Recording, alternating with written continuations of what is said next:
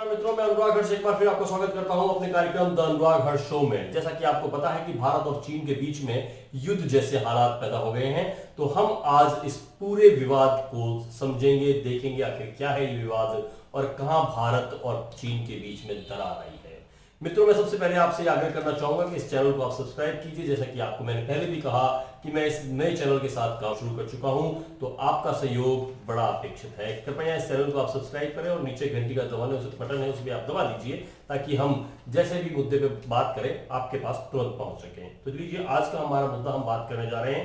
जैसा कि आपको पता होगा कि भारत और चीन के बीच में जो विवाद पिछले काफी दिनों से चल रहा था, जैसा कि आपको यह भी पता होगा कि 6 जून को भारत और चीन के अधिकारियों ने मिलकर आपस में बातचीत भी की थी। यह भी दावा किया गया कि चीन कुछ पीछे हट गया है, भारत भी कुछ पीछे हट गया है, लेकिन हालात आज भी तनावपूर्ण है। आज ज्यादा तनावपूर्ण इसलिए है क्योंकि आज 16 जून 2020 है और आज यानी कल की रात यानी 15 जून की रात में भारत और चीन के बीच में कुछ झड़प हुई और झड़प भी कुछ इस तरह की हुई कि भारत के जवान और भारत के एक सैन्य अधिकारी शहीद हो गए। भारत के कमांडर ऑफिसर और भारत के 2 जवान शहीद हुए और यह भी दावा किया जा रहा है कि चीन के भी 4 सैनिकों को मार गिराया गया है।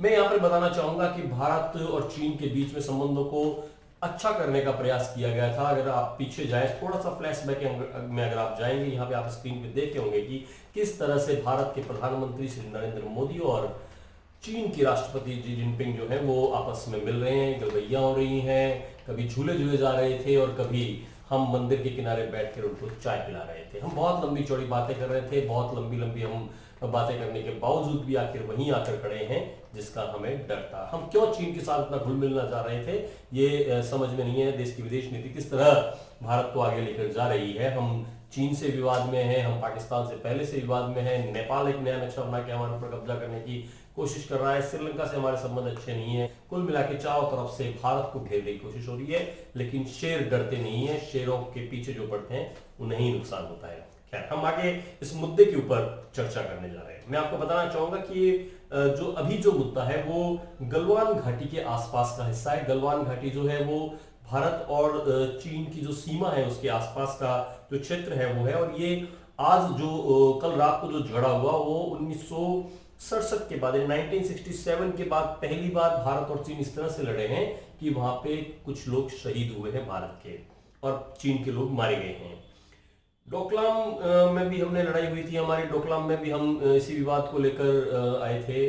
तब भी भारत और चीन आमने सामने हुए थे, लेकिन तब किसी की मौत नहीं हुई थी। अब जो है वो स्थिति और ज्यादा बिगड़ती जा रही, जैसा कि आप देख रहे हैं। ये सारे के पीछे क्या विवाद है, क्या झगड़ा है, मैं बहुत सीधे से शब्दों में बताना चाहूंगा। बहुत ज्यादा टेक्निकली हम नहीं जाएंगे।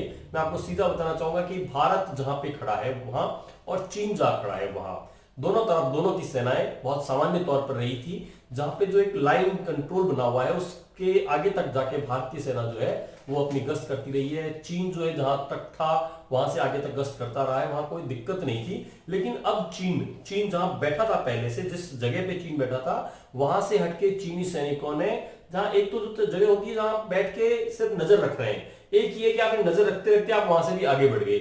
चीन वहां से भी आगे बढ़ के आ गया और उसने एक दूसरी जगह अपना ठिकाना बना लिया और ये कह दिया कि हम यहां बैठ के अब रक्षा करेंगे हमारी सीमा की, जबकि वो उनकी सीमा नहीं है। विवादाग्रस्त है भारत की, एक अलग विषय है, लेकिन वो चीन की सीमा कतई नहीं है। और इसी को लेकर भारत ने वहां पर अपना दावा जताया कि नहीं, आप यहां नहीं रह सकते, आप यहां से भी पीछे जाइए। ये दरअसल एक सड़क जो एक एक्सल चीन करके जो पूरा एक हिस्सा है उसको लेकर ये बात हुई थी। हम गलवान घाटी जो है उसमें आमने सामने भारत और चीन इस समय है।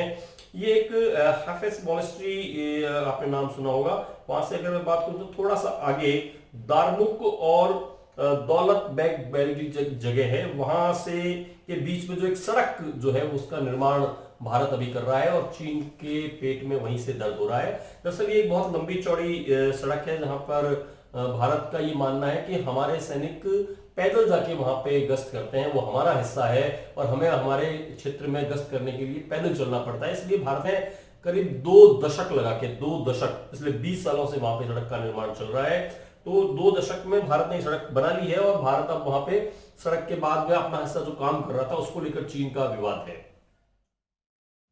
दोनों के बीच में जो विवाद हुआ उस विवाद के बाद में वहां पे 15 जून की रात को दोनों के बीच में झड़प हुई और उस झड़प में भारतीय सेना के 2 जवान और एक कमांडर ऑफिसर जो थे वो शहीद हो गए।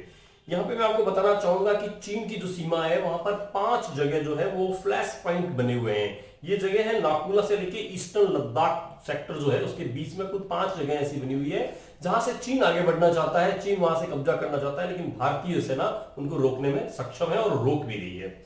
मैं कुछ बातें आपको बताना चाहूंगा कि यहाँ पे हम टीवी डिबेट्स में देखते होंगे कि किस तरह से कांग्रेस के लोग ये कहते हैं साहब भाजपा के लोग कुछ नहीं कर रहे हैं, भाजपा के लोग कहते हैं आपने 70 सालों में क्या किया। लेकिन मैं आपको बताना चाहूंगा कि पिछले 20 सालों से इस सड़क का निर्माण चल रहा था।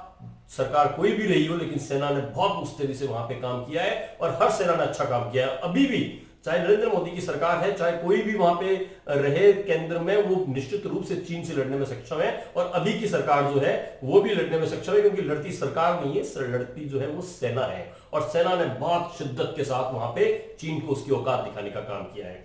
यहां पे मैं 1-2 बातें और कहना चाहूंगा कि अब भारतीय होते हुए हम लोगों को क्या करना चाहिए, हम क्या करें, आखिर क्या किस तरह से मैं यहाँ पे खड़ा होकर अपनी बात कह सकता हूं, किस तरह से मैं चीन से लड़ सकता हूं। इसके बारे में मैंने पिछला जो वीडियो था उसमें एक बात कही थी। सोनम वांगचुक जो है उन्होंने एक बात कही और उन्होंने एक अभियान शुरू कर रखा है कि भारतीय जवान जो है वो वहां पे बुलेट से लड़ रहे हैं और हमें अपने वॉलेट से लड़ रहे हैं। हम अपने वॉलेट के माध्यम से, यानी कि हमारे वॉलेट में आने हमारी जो जेब है उससे जो पैसा निकल के चाइना जा रहा है उसे हमें किस तरह से रोकना है।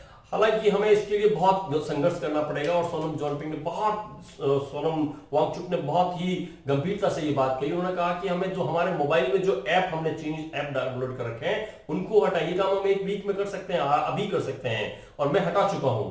आप लोग भी अपने मोबाइल से जो चाइनीज जो एप्स है, खासकर जो टिकटॉक है उसको आप हटा दीजिए, हेलो है उसको आप हटा दीजिए। इसमें जो आप काम कर रहे हैं, इसको जो आप देख रहे हैं, उसका पैसा जो है वो जा रहा है सीधे चाइना। वहां से वो बुलेट खरीदता है और हमारे जवानों के ऊपर चलाता है। तो हमें सबसे पहले ये काम करना चाहिए। बहुत सारे लोगों ने ये कहा कि आप जिस मोबाइल से काम कर रहे हो वो भी चाइनीज है। बिल्कुल है, मैं जिस मोबाइल से काम कर रहा हूं वो चाइनीज है, चाइना से बना हुआ है और निश्चित रूप से ये मेरी गलती है। लेकिन मैं बताना चाहूंगा कि जैसा कि सोनम वांगचुक कहते हैं कि 1 साल सॉफ्टवेयर इन ए वीक और हार्डवेयर इन ए ईयर। हमारे देश में भी ऐसे मोबाइल तैयार हो सकते हैं, इतनी दर पे तैयार हो सकते हैं और जरूर होंगे। प्रधानमंत्री ने कहा है कि लोकल को आप वोकल करो, उनके पीछे उनका कहने का तात्पर्य यही था। हम भी आपको ये कह रहे हैं कि आप लोकल को वोकल कीजिए। आने वाले समय में हमारे देश में भी ऐसे ही मोबाइल तैयार होंगे, हमारे देश में ऐसे ही टीवी तैयार होंगे। आपको आश्चर्य होगा कि अब 82% मार्केट जो है वो चाइना ने कब्जा किया हुआ है। चाइना बड़े दम के साथ कहता है कि सोनम वांगचुक जैसे आदमी कुछ भी कह लें, लेकिन भारतीय व्यक्ति जो है पूरी तरह से हमारे नियंत्रण में है, वो हमसे बंधे हुए हैं। हमें इस बंधन से बाहर निकलना है, तो हमें जो वॉलेट है हमारा उसके माध्यम से चाइना से लड़ना है। एक बार फिर कहता हूं आपसे, software in a week and hardware in a year हमें हटाना है, चाइना से हटाना है और हमारे खुद के भारतीय जो एप्स हैं, जो भारतीय हार्डवेयर है, जो भारतीय मोबाइल है, उसके ऊपर हमें चलना है।